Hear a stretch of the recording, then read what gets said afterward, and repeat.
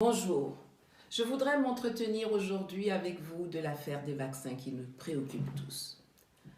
Les essais cliniques font partie intégrale du processus de recherche et développement scientifique. Personne n'en disconvient. Le docteur Lort, vous savez, le monsieur avec les lunettes dans la fameuse interview de LCI, expliquait d'ailleurs que des essais avaient été entamés en Australie avec 4000 personnels soignants et que d'autres tests sont planifiés en Allemagne, en France, aux Pays-Bas, etc. Il n'y a rien à redire à cela. C'est d'ailleurs comme ça que ça doit se passer. Les chercheurs travaillent dans leur contexte. Je suis moi-même une aficionado de l'investissement massif dans la recherche et le développement et ça ne date pas d'hier. C'est inscrit dans notre projet de société depuis de longues années. Je vous invite d'ailleurs à lire un court texte que j'avais écrit sur ce sujet en août 2014 et je mettrai le lien dans la barre d'infos en bas pour que vous puissiez, après avoir regardé cette vidéo, aller continuer la lecture là-bas. Ce qui est révoltant dans les propos tenus par Jean-Paul Mirat, au-delà du racisme patent qu'il laisse transparaître, c'est l'intention de nuire. Le BCG, c'est un vaccin qu'on connaît. Il a fait ses preuves dans la lutte contre la tuberculose. Il n'a pas fait disparaître complètement la maladie, mais il en a atténué les effets.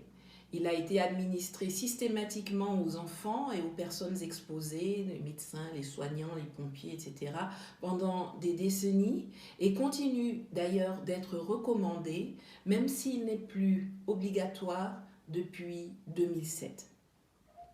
Les essais sur l'efficacité de l'utilisation du BCG contre le Covid-19 ont été donc lancés en Australie sur 4000 personnels soignants volontaires, informés, protégés et rétribués.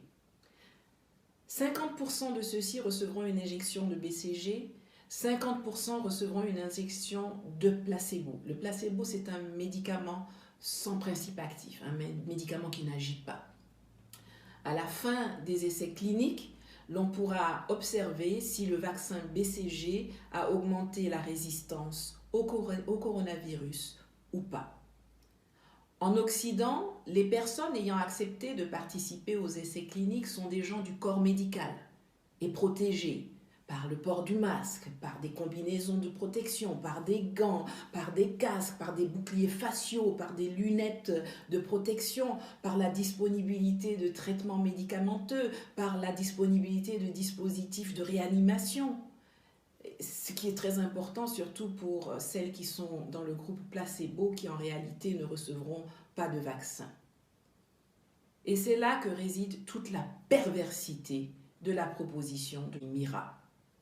Lui propose que les essais se déportent en Afrique et soient faits sur des populations vulnérables, non informées, sans protection, sans traitement, sans réanimation, en mettant volontairement en danger la vie des personnes concernées, surtout celles du groupe placebo africain qui seront exposées à la maladie, mises en contact avec des personnes atteintes du Covid-19 sans avoir les moyens de se protéger, comme cela est le cas pour les participants occidentaux aux essais.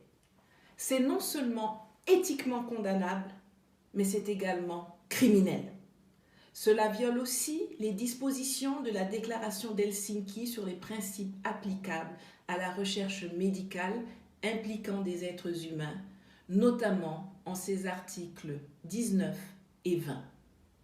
Je vais vous les lire. Certains groupes ou personnes faisant l'objet de recherches sont particulièrement vulnérables et peuvent avoir une forte probabilité d'être abusés ou de subir un préjudice additionnel. Tous les groupes et personnes vulnérables devraient bénéficier d'une protection adaptée. Article 20.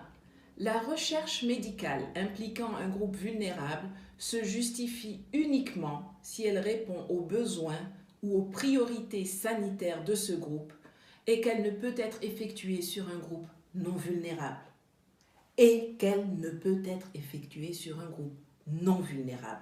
En outre, ce groupe devrait bénéficier des connaissances, des pratiques ou interventions qui en résultent. C'est de cela dont il s'agit ici, dont il est question ici. Que ce soit avec des essais cliniques sur la maladie du sommeil dans les années 50 ou sur le sida plus tard, les populations vulnérables d'Afrique, avec la complicité de dirigeants corrompus, ont payé le prix fort d'essais cliniques illégaux et immoraux. Concernant spécifiquement le Covid-19, l'Europe, l'Amérique et l'Asie sont les plus touchés depuis le début de l'épidémie.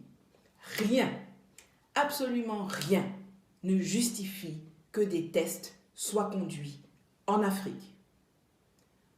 En attendant que les populations africaines se décident à se révolter contre les sous-préfets que l'Occident installe à la tête de nos pays, qui détournent allègrement l'argent qu'ils prétendent dédié à la santé pour aller eux-mêmes se faire soigner dans les cliniques occidentales dès qu'ils ont un petit bobo, une sciatique, un mal de dents.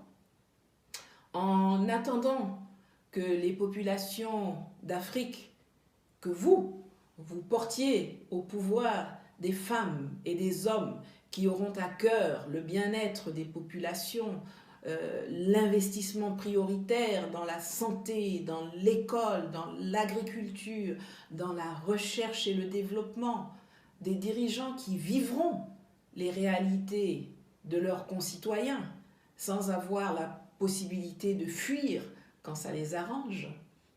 En attendant que l'on produise des chercheurs, des biologistes qui pourront valablement trouver des parades médicales à des virus qui endeuillent notre continent depuis de longues décennies.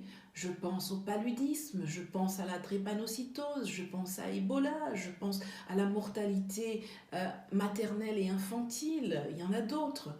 Au lieu de produire des rebelles et des miliciens qui sont installés et célébrés comme modèle de réussite de la jeunesse africaine, en attendant que l'on équipe valablement nos hôpitaux, en attendant ce fameux jour, donc, il nous reste l'option d'acheter le vaccin sans pour autant avoir une quelconque obligation de servir de cobaye, de chair à canon bon marché à la science occidentale et à des Machiavel comme Jean-Paul Marat et leurs porte-voix africains. Maintenant, un dernier mot. S'émouvoir, dénoncer, c'est bien, mais dans le fond, ça ne change pas grand-chose si on n'agit pas. Pour tous ceux d'entre vous qui vivez dans des pays qui ont des élections prévues cette année en 2020, agissez. Allez vous inscrire sur les listes électorales. Allez voter pour des candidats comme Mamadou Koulibaly en Côte d'Ivoire, qui ont démontré leur volonté de rupture avec l'ordre établi actuel qui nous maintient dans une dépendance et dans une pauvreté indigne. Rupture avec le franc CFA, rupture avec l'hyperprésidentialisme, rupture avec le tutorat français, européen et occidental, rupture avec la France-Afrique, rupture avec le recours systématique à l'aide publique au développement. N'ayons pas peur, réveillons-nous. Notre nombre, c'est notre force. Moi, Nathalie Yam, seule, petite abeille, je pique, je démange, je dérange, à tel point qu'ils montent dans le collimateur. Vous en êtes les témoins. Mais imaginez l'effet d'un essaim d'abeilles, de centaines de milliers, de millions d'abeilles. On les fera fuir plus vite que leur ombre, courir loin de nous et de nos ressources naturelles. Et surtout, on leur inspirera leur respect. Imposons-leur cela. Imposons-nous cela. En attendant, bon week-end et que la liberté et la santé soient avec vous. Merci.